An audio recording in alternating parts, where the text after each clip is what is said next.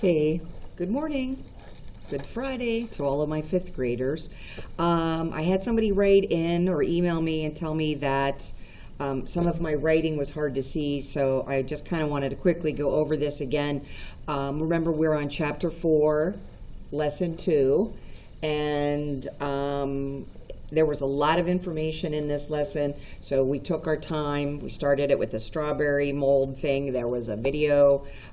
We answered, we read, we highlighted, and everybody should be highlighted, and all of these answers were checked and filled in. Let's see here on page 135, and then the last two pages where I went over in pen, if you didn't get a chance to see them, highlighting this idea of symbiosis. Fifth grade, they really want you, this is a new concept for you. Most of you came in very familiar with predator and prey, and some of you knew what a parasite was, but those are three different kinds of relationships, and those are long-term.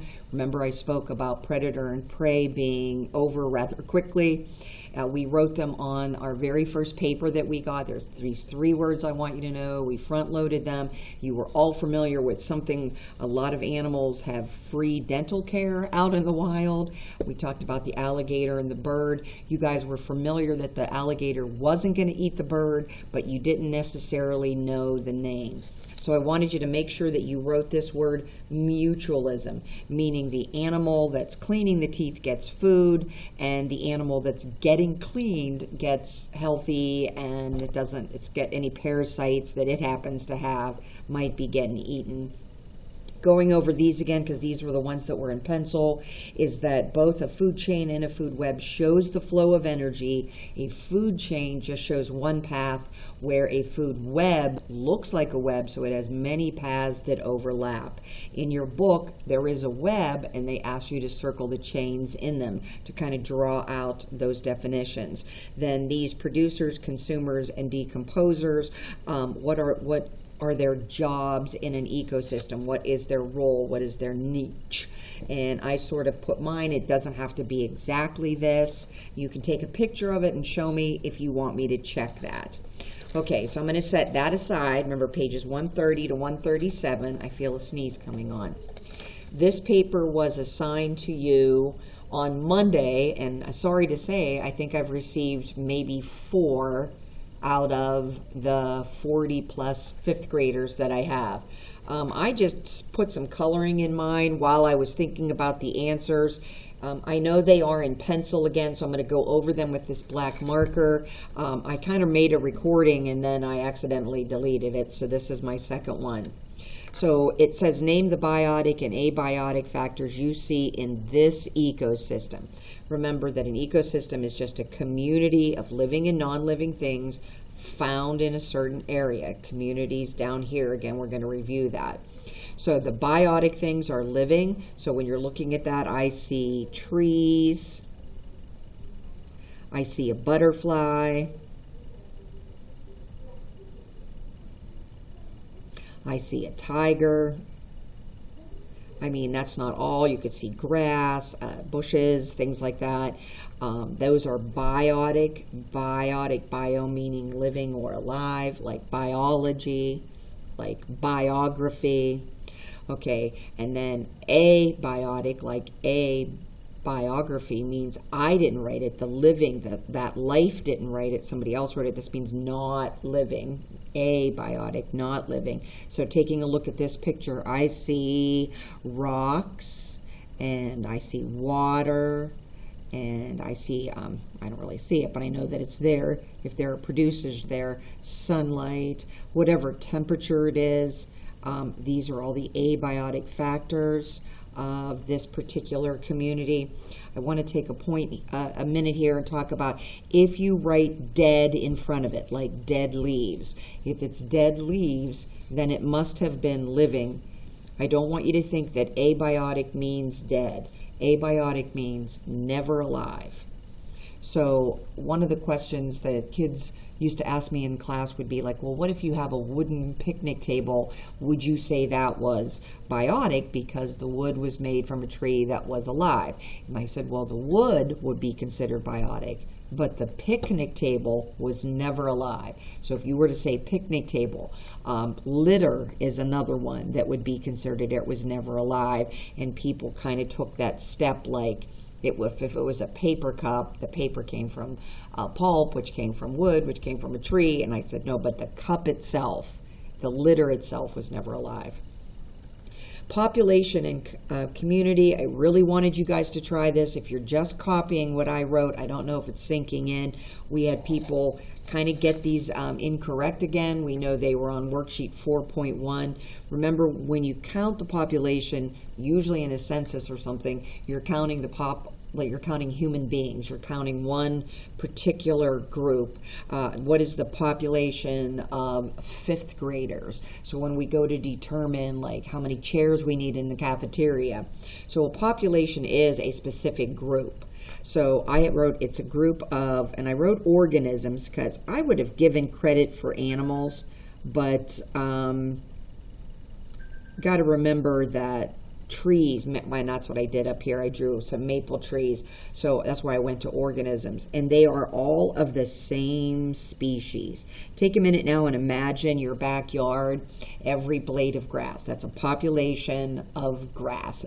If you have more than one tree, now a population, your trees might be maple trees, oak trees, cherry trees, but they're each a population, and they live in the same place. So maybe a maple tree that might be growing in England isn't necessarily of the same population. We're counting in a certain area. And then the community is all of those species kind of working or living in the same area. So we have a group of different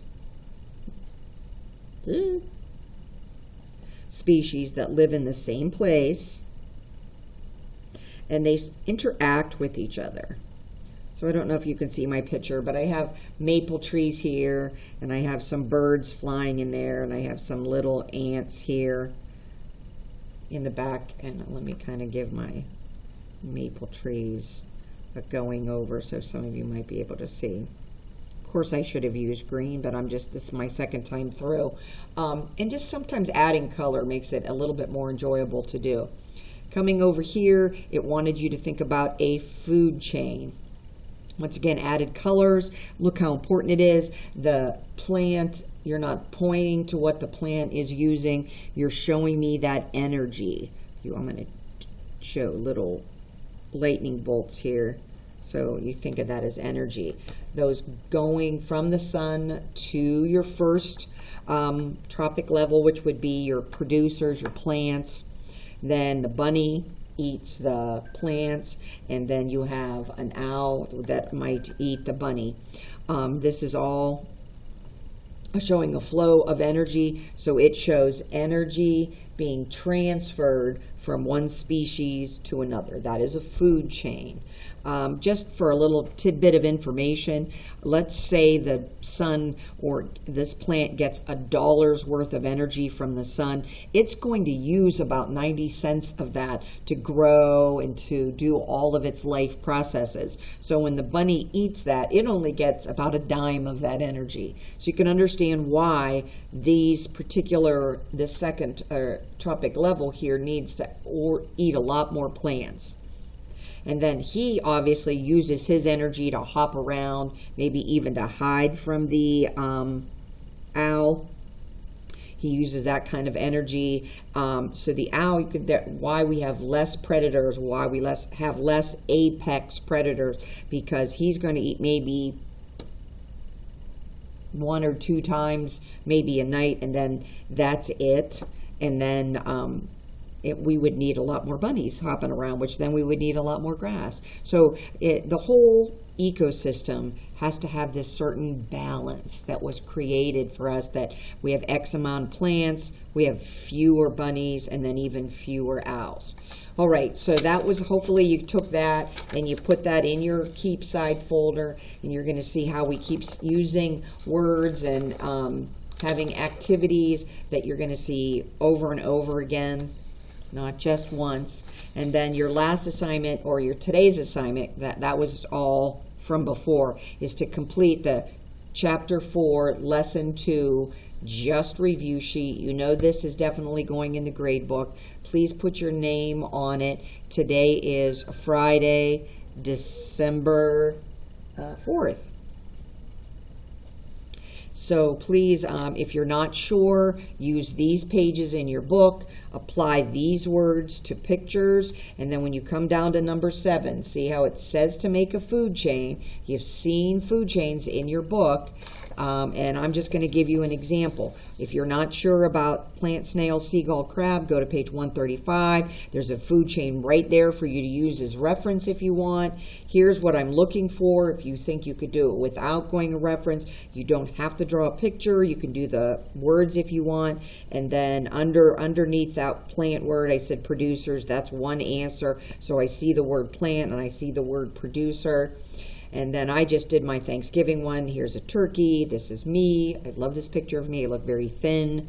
I think I'm carrying 2 plates because I was so hungry on Thanksgiving. Now, I know that I'm an omnivore, but in this particular food chain, I was eating turkey, so I would have been a carnivore, but then I quickly added some mashed potatoes here. So all you have to do is these plant, snail, seagull, and crab, in what order are they? Make sure you draw the arrows. Make sure you have the rolls. So if you're wondering where maybe I get 8 points here, so do you have all 4 animals? Do you have the arrows shown correctly? And do you have a roll under each of them? So this is going to be worth a lot. Don't skip this one. Have a great Friday. I'm going to try to have a Google Meet today for 5th grade from 11:30 to 12. I'm going to set it up. I'm going to see if it works for me. So hopefully you guys will tune in. I look forward to seeing you. All right. Have a nice Friday.